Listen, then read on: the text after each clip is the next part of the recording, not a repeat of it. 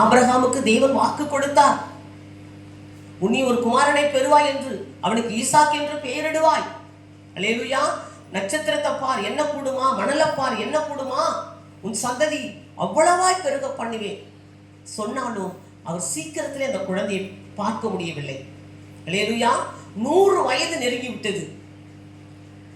அதன் மத்தியில கூட அவர் பார்க்க 100 வயதுல தான் கர்த்தர் ஆபிரகாமுக்கு சொன்னதை செய்து முடித்தார்.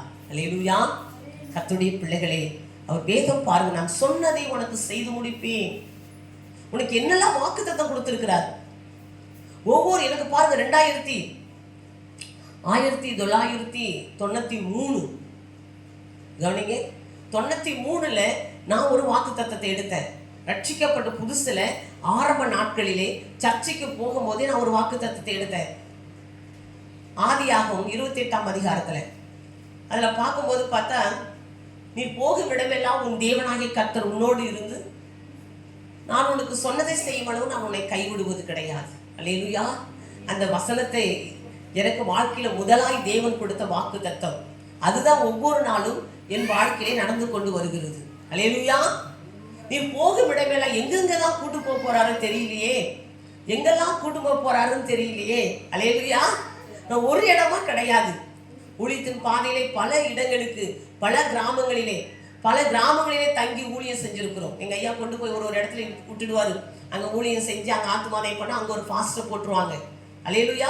இப்படி பல கிராமங்களிலே போய் ஊழியம் செய்து கடைசியில் திண்டிவனத்திலிருந்து இப்போ செட்டில் ஆகிருக்கிறோம். அல்லேலூயா. அங்க இருந்தாலும் அங்கே இருக்க முடியல, அது சுற்றுவட்டார கிராமத்திலே ஊழியத்துக்கு நம்ம போய் கொண்டுதான் இருக்கிறோம். நீ போகும் இடமெல்லாம் உன் தேவனாகிய கர்த்தர் உன்னோடு கூட வருவார். அல்லேலூயா. கர்த்தர் நல்லவர். நான் எப்பேற்பட்ட ஜனங்கள் மத்தியில போக போறேன், எங்க ஐயா சொல்றாரு, நீ எந்த இடத்துக்கு போறேன்னு கேட்டுவாங்க. பொல்லாத மனிதர்கள். அல்லேலூயா.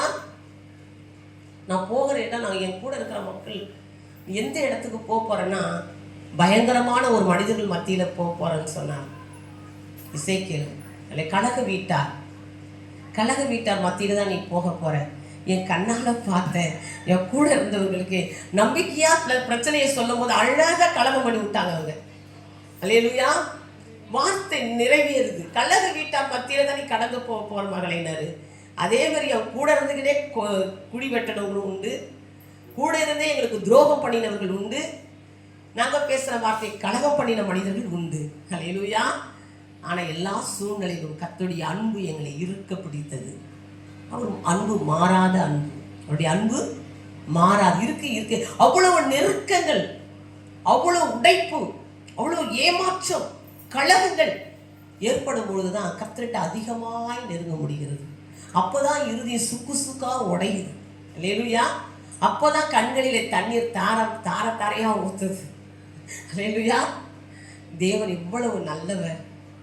மழை பெஞ்சாதான் கண்ணுங்கள, மழை பெஞ்சாதான் நிறைய விளைச்சலை பார்க்க முடியும்.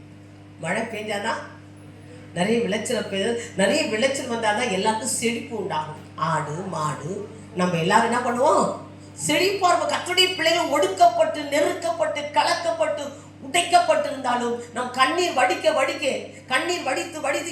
ஜெபிக்க தேவனுடைய ஆசீர்வாதம் அநேக ரட்சிப்புக்கு நேராய், மனம் திரும்புவதற்கு நேராய், விடுதலைக்கு நேராய் நடத்தி கொண்டிருக்கிறது. கர்த்தருடைய பிள்ளைகள் வாழ்க்கையில் உடைக்கப்படுவதும் நெருக்கப்படுவதும் கண்ணீர் வடித்துக் கொண்டிருக்கிறமே.